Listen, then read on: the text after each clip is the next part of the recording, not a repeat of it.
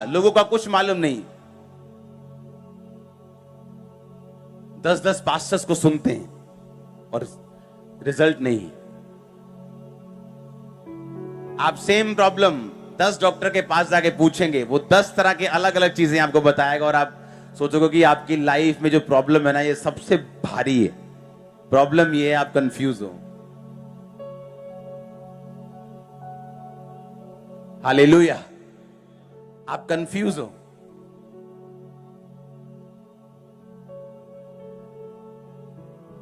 परमेश्वर हमें एक मिनिस्ट्री देता है, दो नहीं, और सिर्फ सुनने के लिए नहीं, उसमें काम करने के लिए। जब हम उस दर्शन में काम करने लगते हैं, जैसे इस दर्शन में अगर आप काम करेंगे, आप यहां सिर्फ काम नहीं कर रहे, आप सिर्फ बो नहीं रहे, आप किसी ना किसी ब्रांच को बना रहे हो, कहीं ना कहीं रूह को बचा रहे हो, कहीं ना कहीं कोई पोस्टर, कोई फ्लेक्स देखकर आपकी वजह से बच रहा है, कहीं ना कहीं परमेश्वर की बात हो रही। जो भी चर्च नहीं आता, अभी भी परमेश्वर उससे बात कर रहा है आपकी वजह से।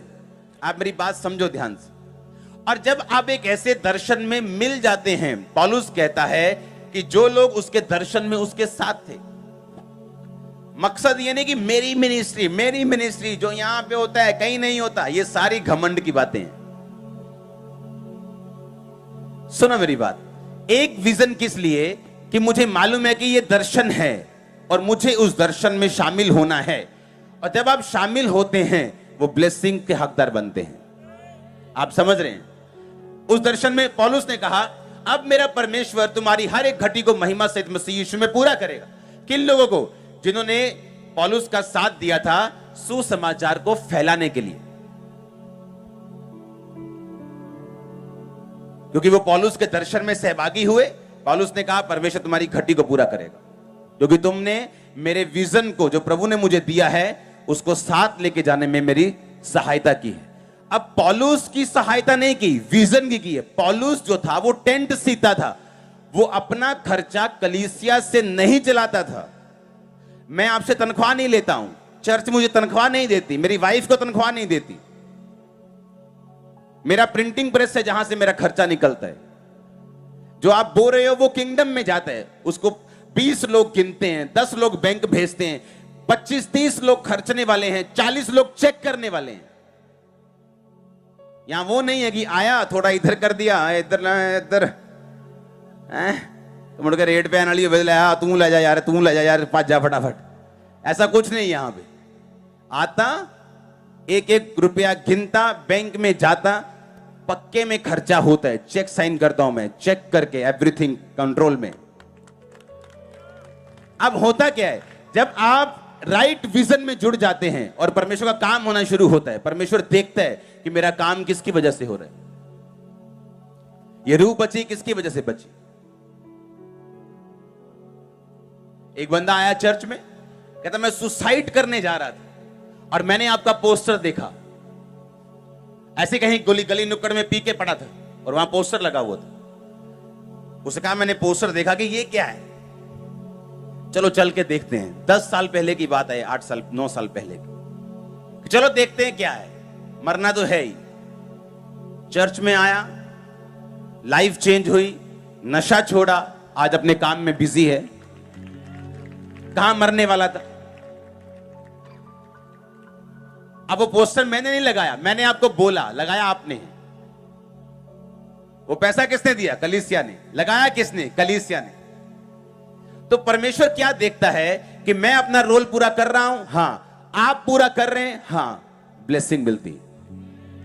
आप देखते हैं मोस्टली जो चर्च के लोग हैं, जो आम, आप अगर आप क्रिश्चियन देखेंगे तो बहुत ही ठंडे और बहुत ही निरुत्साहित लोग हैं। वो बहुत से लोगों से मैं मिलता हूं। पता है क्यों?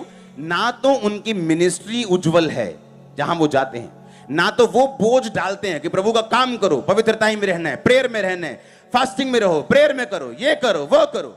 ना तो वो बोझ डालते हैं और ना वो बोझ लेते हैं। और जब तक आप परमेश्वर का बोझ नहीं लेते, आप चक्करों में फंसे रहते हैं।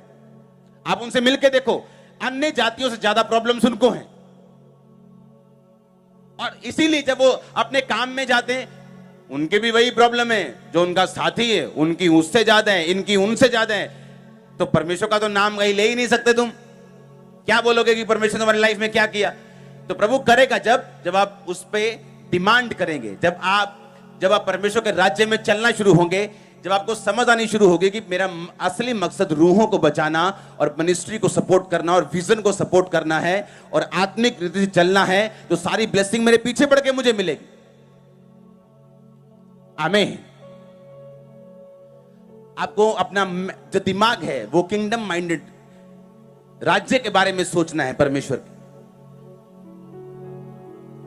आपकी चारों दिशाओं में चारों चीजें, वो फाइनेंस, वो फैमिली, वो सेहत, स्पिरिचुअल लाइफ ब्लेस होंगे, ब्लेस ब्लेस ब्लेस होंगे, ब्लेस ब्लेस ब्लेस ब्लेस होंगे।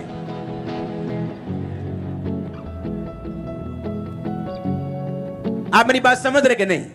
यही चीज आपको चाहिए।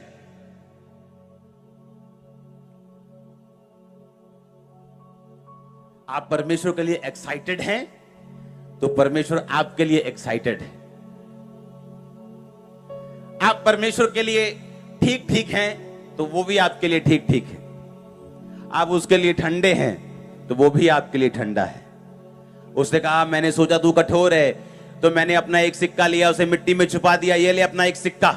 परमेश्वर ने कहा अगर तू मुझे कठोर समझता है तो मैं क्या हूं, अब इसको उठाओ और नरक में डाल दो।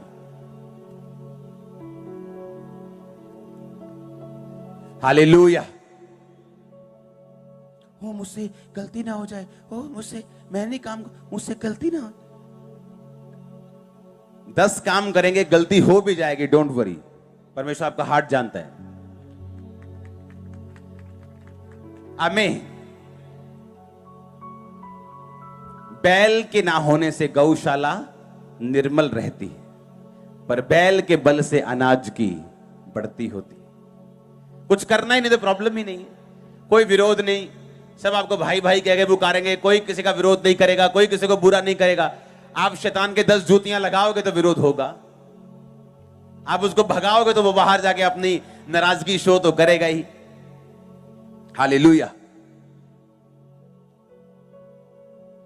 अफ्रीका में लोग ब्लेस क्यों होते जल्दी जल्दी? वहां क्रिश्चियनिटी क्यों 90% लोग वहां पे देश क्रिश्चियन है, क्यों?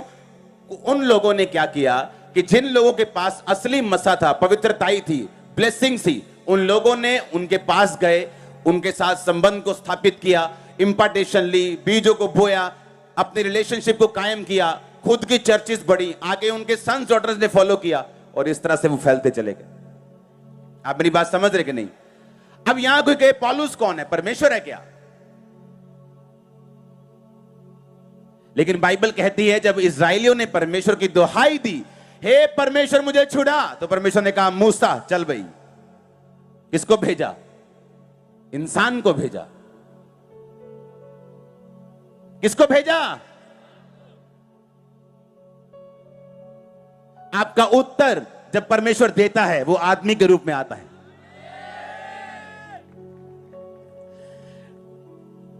गिनती 11 उसकी 16-17 आयत पढ़ेंगे।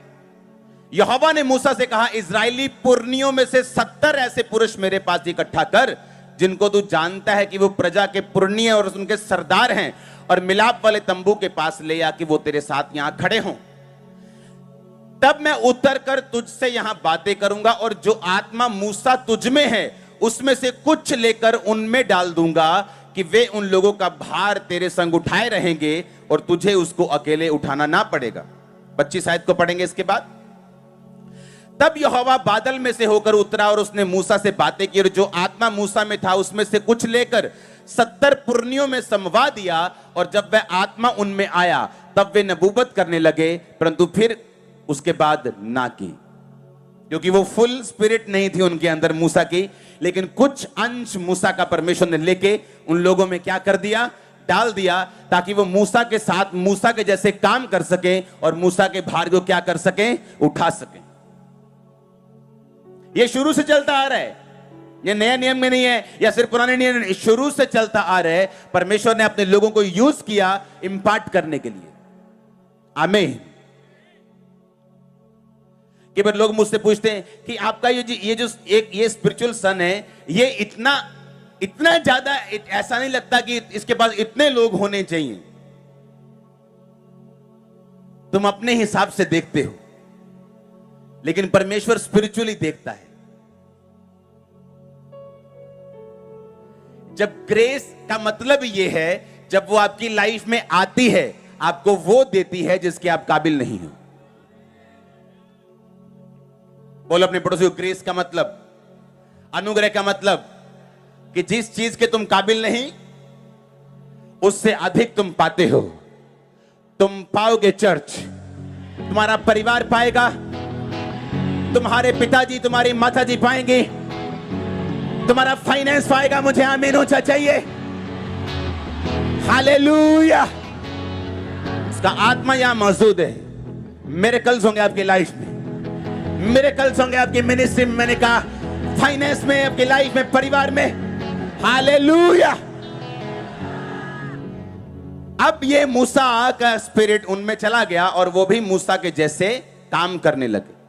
नबूवत एक दिन की, उसके बाद नहीं की, लेकिन मूसा की स्पिरिट उनमें आ गई। मूसा की तरह वो सोचने लगे, मूसा की तरह चलने लगे और मूसा के अधीनगी में काम करने लगे। और परमेश्वर ने मूसा के बोझ को हल्का कर दिया और 70 पुरनियों को थोड़ा थोड़ा बोझ दिया। आमीन। कई बार आप किसी सेवकाई में जब काम करते हैं, उनको समझाया जाता है कि बिल्कुल अपने मेंटर को फॉलो करो, अदरवाइज जब तक तुम्हारी सोच उसके जैसी नहीं है, तुम्हारा काम करने का तरीका उसके जैसा नहीं है, तुम्हारा मस्सा भी उनके जैसा नहीं होगा। ये राइट बात है। ये मैंने 10-10 साल लोगों को मिनिस्ट्री में काम करते देखा है, लेकिन अपने पास्टर से हट के चलते देखा है, और जो पास्टर की लाइफ में है उनकी लाइफ में बिल्कुल नहीं। हालेलुया। परमेश्वर ने कहा, मूसा मैं तेरी स्पिरिट से उनको टच करूंगा और जो तुझ में है उनमें थोड़ा थोड़ा दूंगा। और सेम पौलुस ने कहा कि जो कुछ मुझ में है मैं कुछ तुम्हारे अंदर इंपार्ट कर दूंगा ताकि तुम स्थिर हो जाओ। आमीन।